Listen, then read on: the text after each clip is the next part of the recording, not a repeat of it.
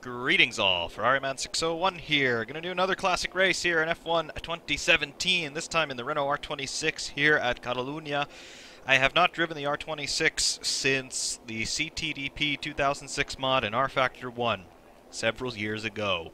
However, VRC for Assetto Corsa released the R25 a couple of weeks ago, this car's immediate predecessor, albeit with a V10 engine, very similar all the way around, so hopefully it's not going to be too much of a learning curve here in the R26. About to go out on my first and only qualifying attempt here in the R26 for our 25% race against the AI.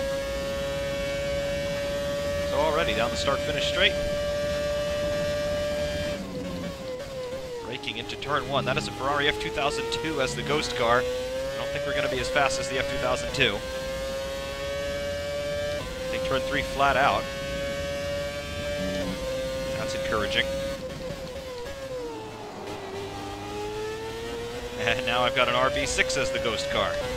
I guess it gives you the fastest 3 sectors, not necessarily the fastest overall lap time by a single car.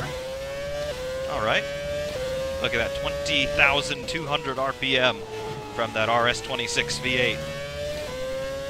Highest revving car in the game, methinks.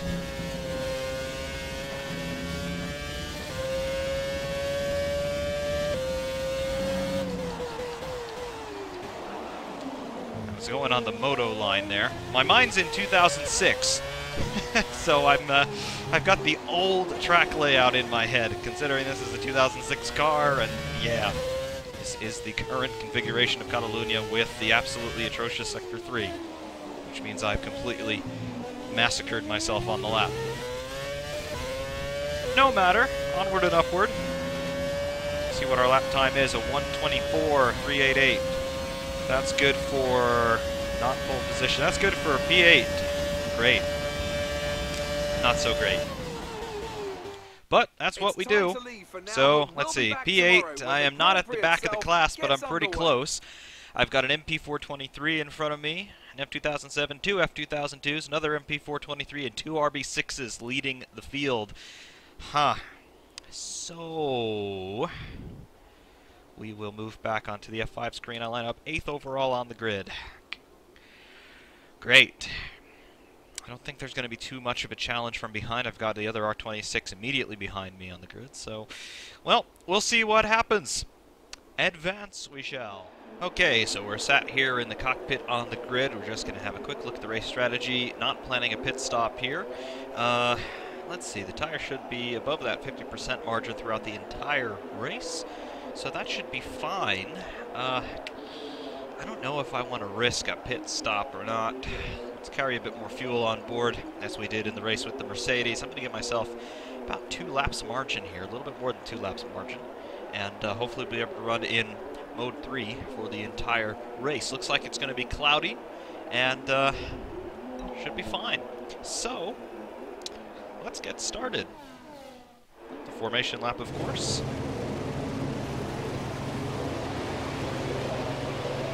And off we go. Okay, how was the pull away? You'll have a bit more grip than that on the start, but we need to warm the tyres properly now. Make sure you get some heat into the brakes as well. We're up through the box, that's fine.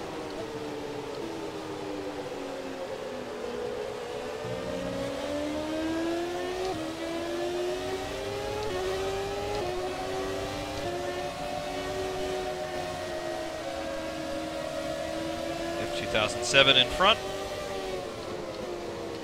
Engine temp looks good. The brake temps will be coming up. Tire temps will also be coming up.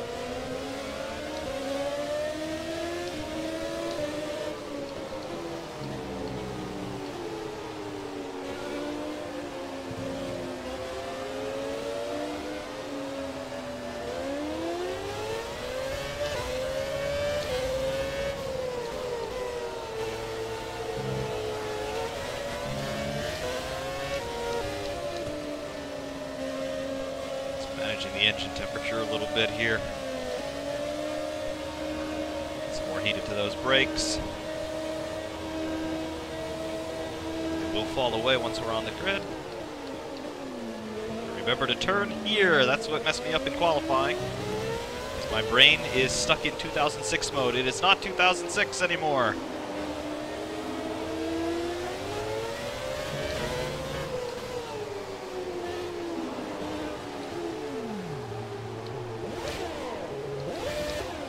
Yeah, there is traction control still on this car, even though TC is off in my settings, so I can't really do a burnout. At any rate, onto the grid. Peeling over here at the last moment to get into the grid slot. And we are gridded up. Keep an eye on the lights. Ready for the rest of the grid here. As soon as the grid is formed, be ready with the clutch.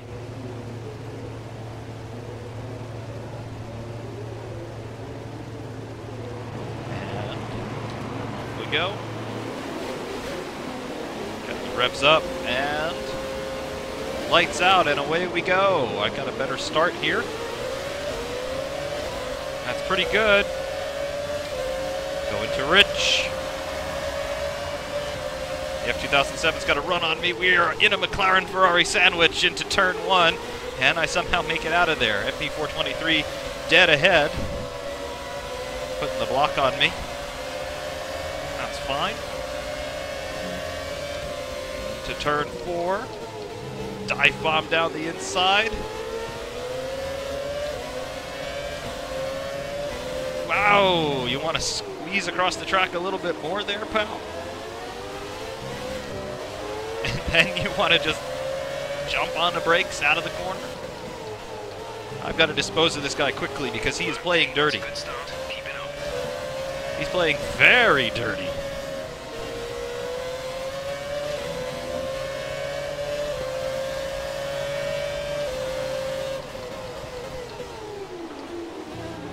Right, pal.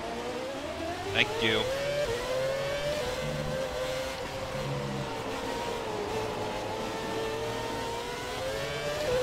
Right, I've got an F2002 immediately in front. It's going to have that V10 engine with probably a little bit more grunt. Fastest lap at a 125 at the moment. I don't think I can challenge that right now, not in this lap. Definitely not. That was a 132. At any rate, the fuel delta is +3. So no problems there. See if we can do anything in terms of making headway ahead.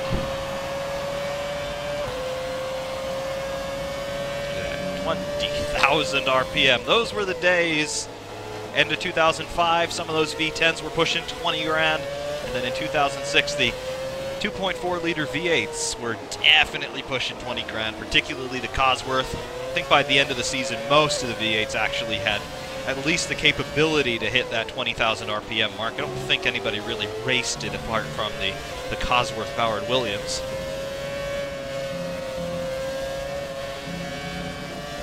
Seems like 20,000 RPM was a little bit too insane, even for Formula One of the era where money was basically no object and new engines were being developed every weekend. Fortunately, that's a number we have not seen in 11 years. 2006, already 11 years ago. I remember that was my first full season watching Formula One. Michael Schumacher, his last year with Ferrari, just before he retired for the first time, fighting for the championship with Fernando Alonso, who was driving this car, defending his 2005 title. It was quite a season. One of the few seasons in F1 history where I think every car up and down the grid looked really, really beautiful. The R26 notwithstanding.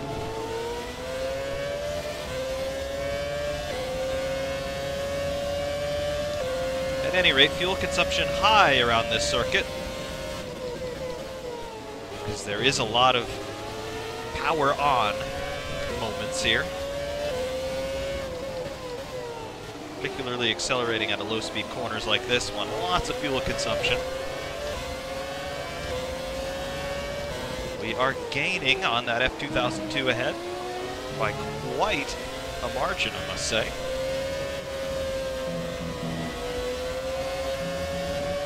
We've got a toe on him. He is a little bit quicker down the straight, as I anticipated.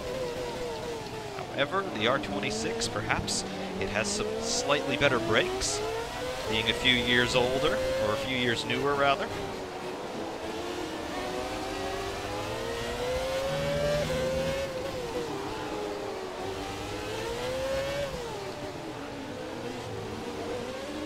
See, that was intelligent by the AI there. He knew I was there, and he gave me room, even though it was to his disadvantage. Not bad. We get the position. Never touched him. Wow, yeah, look at that straight line speed difference. That's pretty enormous. That's going to be the Achilles heel of this R26 relative to the F2002. Seems like I've got the advantage into the corners, but that V10 pushing 900 horsepower, and I've got about 780 to 800. I did hit him there, and again, see, if this were real life, I'd have front wing damage and he'd have a puncture, but damage model's a bit more forgiving.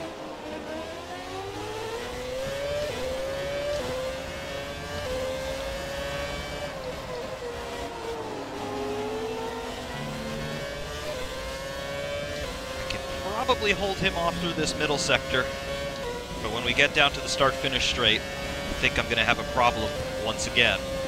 Gap to car in front is 2.6 seconds. Got the RB6 and then I think another F2002 ahead.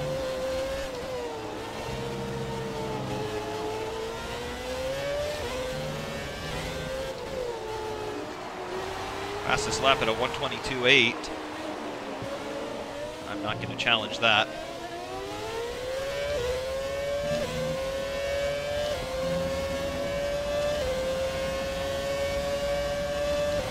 Yeah, 126, still 03, and I'm just waiting for that F2002 to come shooting up the inside again. He's a little bit farther back this time. So we stave off that attack, at least for this lap. Everywhere else on the circuit, though, I think I am faster than him.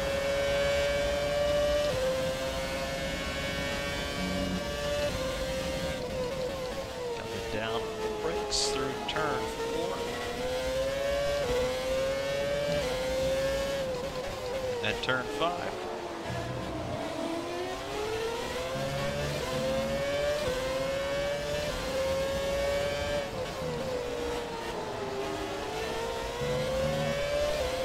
Gaining marginally, perhaps, on the RB6. I think the RB6, honestly, is being held up by the F2002 in front of him. The gap behind us is 2.1 seconds. 2.1 behind, that's reasonable. I can do that.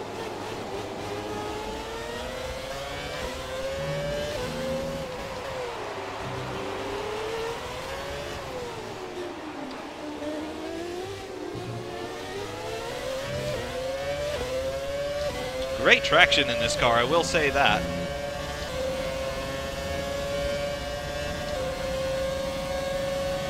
Coming down the straight, I am at a disadvantage for sure. The car ahead, but be aware that these tires need to last till the end of the race. Already warning me about my tires. What is that tire life situation? 16%? It's the worst wear rate. That's on the left front. Left front does take a pounding around this place. We're on lap 6 of 17. We are not quite at half distance yet. Did we be a little bit cautious? Don't think so. I think we're going to try to attack still.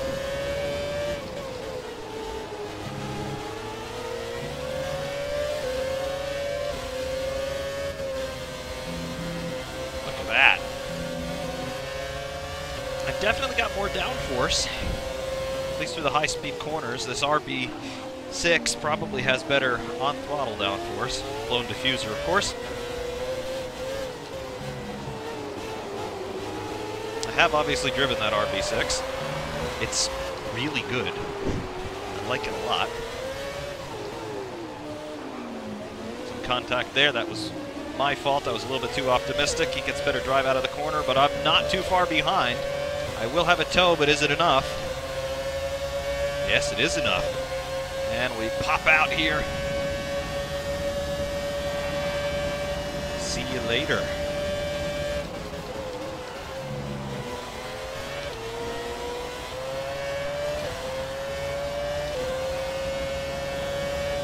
Puts me me up to third in class and third overall. P2 is in front of us. I have no idea where P1 has got to. I don't even know who P1 is. I don't know what kind of car he's got. It's not an F2002. If it's an F2004, I'm screwed.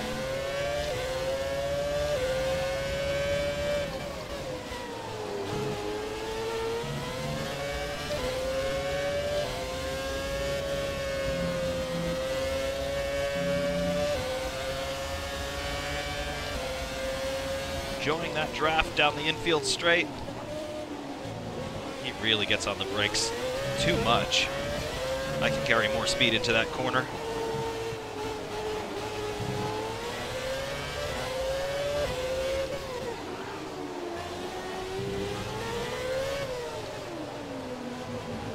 RB6 is still coming to play behind.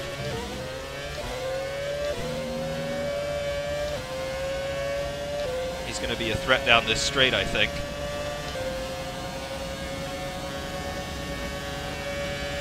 You can hear that F2002 in front of us. He's not lifting off until the very end of the straight, so he is going for it just as much as I am.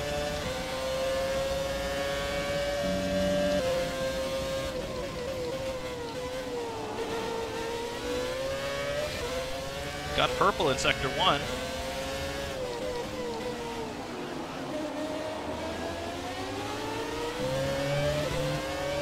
Already coming up to lap some of the Class 2 guys.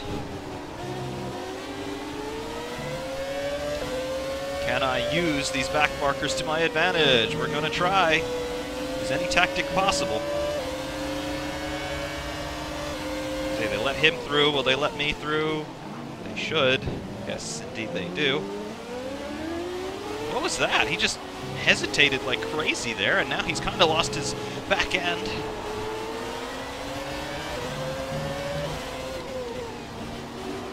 Another MP44 ahead.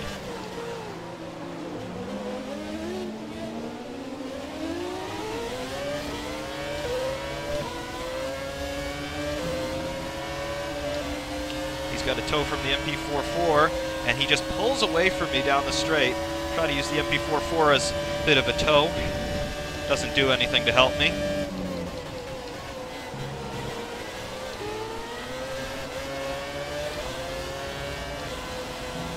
Well, this is a nice little scrap now. I can get right up close to him, but I can't quite get past. The other F2002 was very much easier to get by. Dive bomb down in there doesn't work.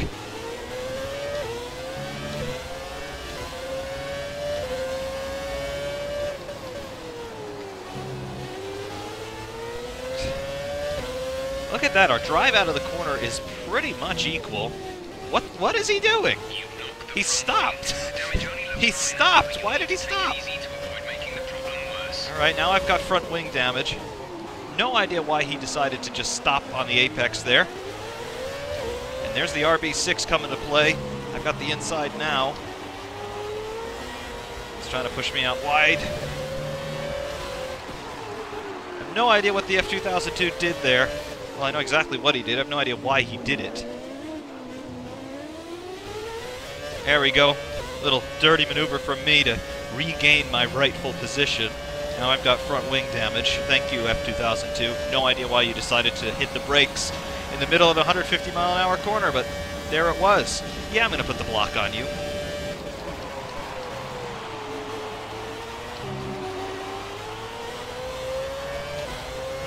Knocking my wing off. Now I can't take this corner flat anymore. Thanks a lot, jerk. Going down to mix 2. Look at that. Even with all the extra fuel I put on board, I'm now coming down out of that, having some fuel in reserve, so only half a lap left on the surplus there.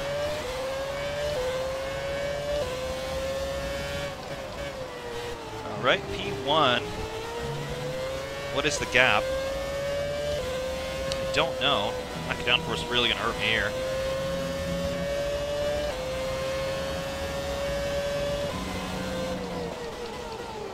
P46s up ahead.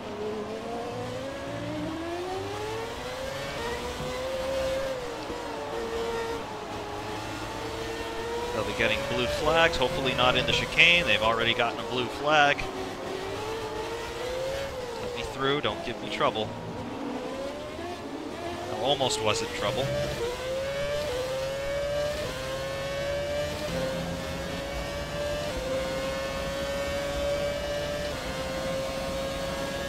P46 up ahead, he'll have a blue flag. He has one.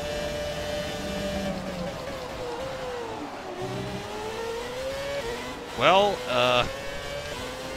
thanks, sort of. Stop on the apex and then somehow just teleport yourself wide, okay.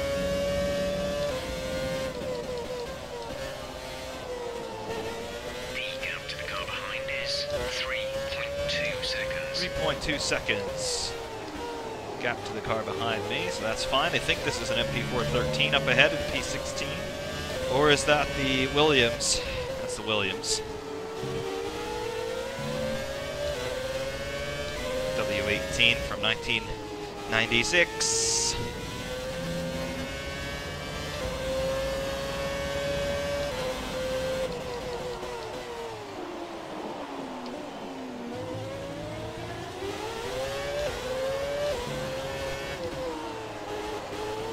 I do have to say, missing that little bit of front wing is impeding my performance more than I thought it would. It's really making the front end wash away.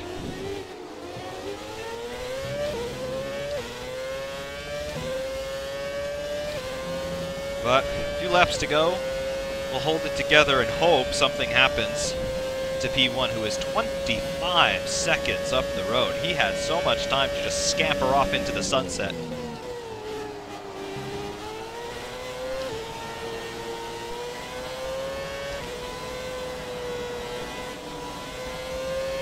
Tire situation, 33% on that left front. Of course, it takes pounding around this predominantly right turning racetrack. And all your high-speed corners here are right-handers, particularly turn 8 in the middle sector. FW14V is up ahead. At least I think it is, yep.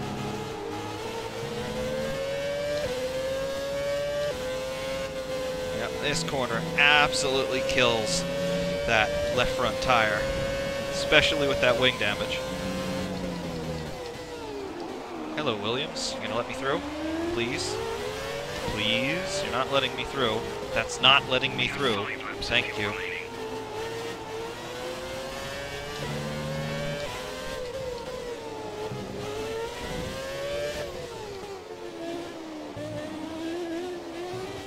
And I'm just going to hope that something happens to P1 because I have absolutely no response.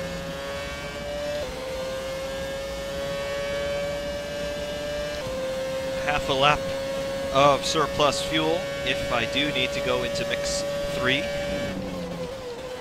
Try to stay out of mix 3, try to stay out of mix 2 actually. I did not happen to catch the gap to P1. I don't know if it's gone up or down. Wait for our next intermediate. Yep, it's gone up to 29 seconds. Yeah. So it doesn't make sense for me to turn the engine up. I've got the gap to P3 under control. So at this point, it's going to hold station here and just hope something happens to P1. Perhaps unlapping himself from one of these back markers. He'll run into trouble. Maybe his engine will expire. We shall see. Speaking of expiring components, how we looking? Gearbox at 9% wear. Another Williams. Gonna let me through. He forced me well off the apex there, but all right.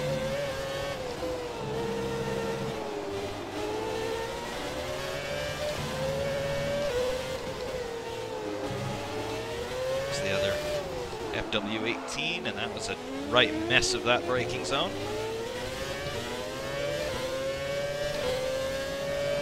And it looks like I can call this confirmed. The only component that wears on the classic cars is the gearbox. I've got no wear at all on the internal combustion engine, and then all the other components this car doesn't have anyway.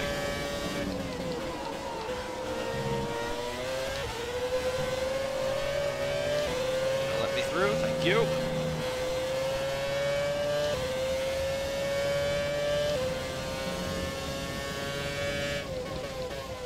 Mentioned that high fuel consumption at this circuit. I've been running in mode 1 for the last 3, maybe 4 laps, can't quite remember, and we've only gained barely a quarter of a lap extra here in terms of our fuel delta, so high fuel consumption here.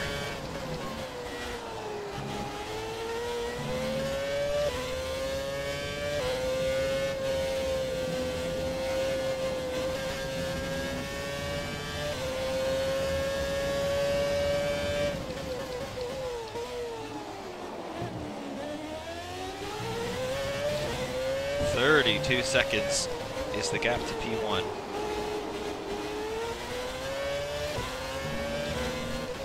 I'm gonna say that we're not winning this race.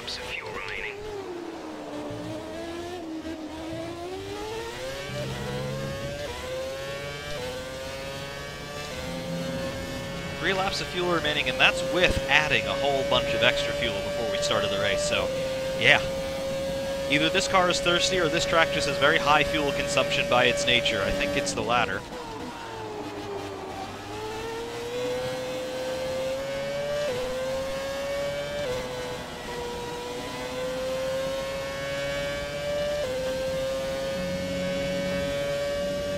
Gaining about a tenth of a lap more fuel per lap here.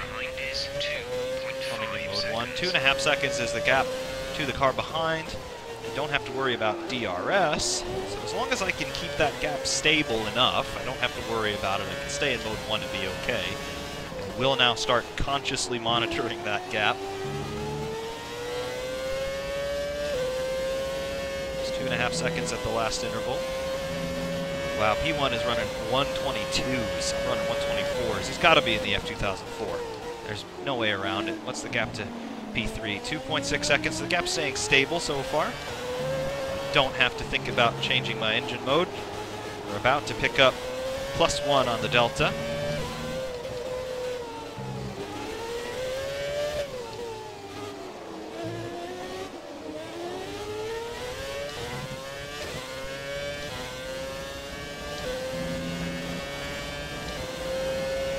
The distance to the leader is 35.9 seconds. Yep, that gap to P3 staying stable at 2.5 seconds. And 2 laps to go now.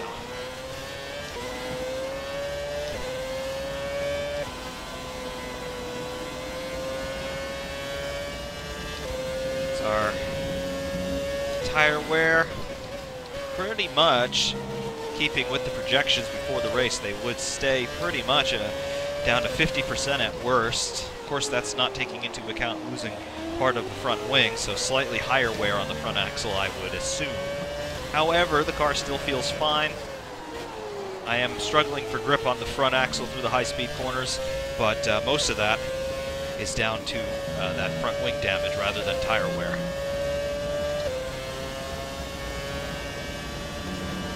Fuel is looking really good. You're managing it well. Right. MP413 in P12. Give him his blue flag right now, please.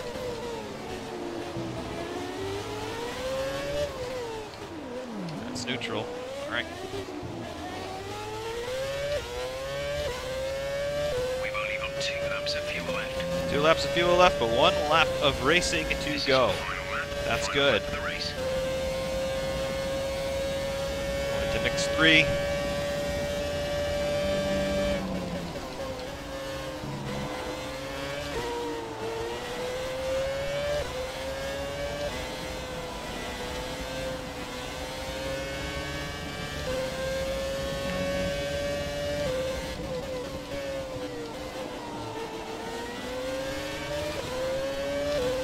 Here's one of those MP44s again, telling me he's gone 2 laps down.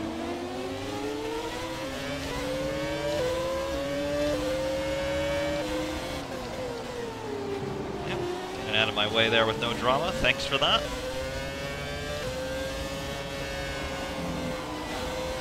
And P1 has crossed the line.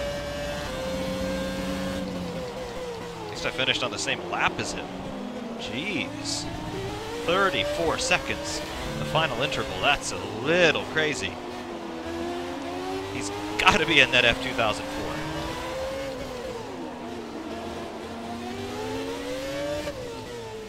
I will say, catching the back markers in that final chicane is bad.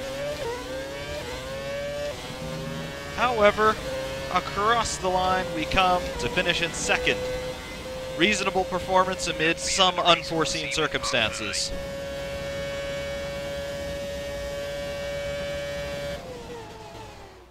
Alright, so I just want to see what was P1 driving. It's got to be the F2004. And as the adrenaline dies down after another eventful Grand Prix, here come the top three out onto the podium.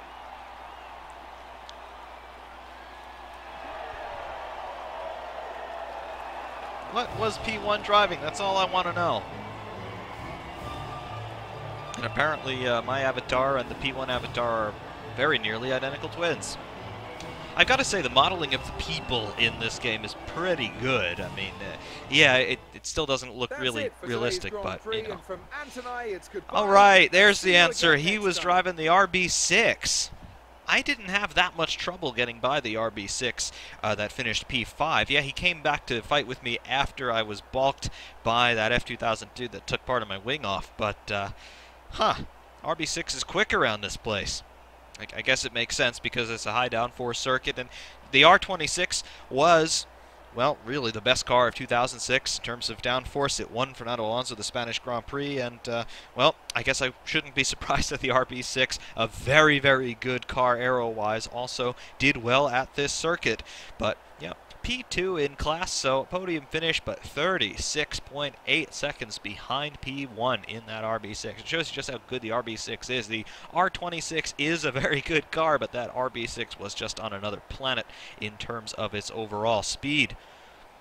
Class 2, the results there, the MP413 taking the honors there ahead of the FW18 and the FW14B. No DNFs from Class 2, and I don't believe any DNFs from the entire field. You can have a look. Nope, there were no yellow flags. And yes, those MP44s and MP46s did finish 2 laps down. So there's your speed difference between 1988 and 2010. That's pretty impressive. I mean, I lapped those MP44s as well, but wow, that's fast. Anyway, though, R26, yeah, it's a pretty cool car to have a race around Catalunya with. Of course, it won the Spanish Grand Prix, and yeah, it was a cool car. It won the 2006 Constructors' Championship as well. So, yeah, another good classic car selection here in F1 2017. However, until next time, thank you very much for watching, and we will see you soon.